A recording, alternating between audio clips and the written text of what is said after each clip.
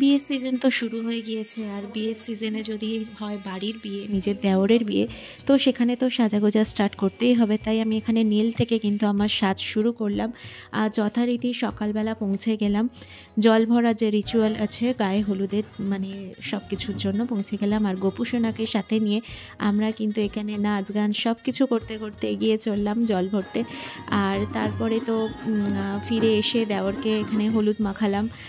তো আমি আবার ব্যাক করলাম, ব্যাক করে রেডি হতে থাকলাম। তো আমি এখানে যথারীতি আমার বেনারসিটা পরে একটা জাস্ট লোয়ার বান করে ফ্লাওয়ার দিয়ে আমি পৌঁছে গেলাম বিয়েবাড়িতে।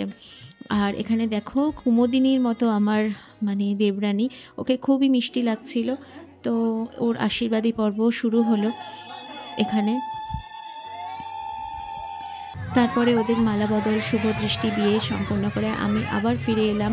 আর রিসেপশনের দিনে আবার কিন্তু আমি ব্যাক করলাম। আসলে কাজের জন্য আমাকে আসা যাওয়া করতেই হচ্ছিল, সেই কারণে কিন্তু আবার ফিরলাম। আর এখানে দেখো সব ননদের সাথে আমি কিন্তু দাঁড়িয়ে ফটোগ্রাফি করছি, এবং সবাই এক জায়গায় হলে কিন্তু বেশ ভালোই লাগে নিজেদের বাড়ির বিয়েতে। তো আমরা ভীষণ আনন্দ করে দেওরের বিয়েটা এখানে কমপ্লিট হলো। আর সবাই ভীষণ মজা করেছি। আর যদি ভালো লাগে ব্লগটা পাশে থেকো।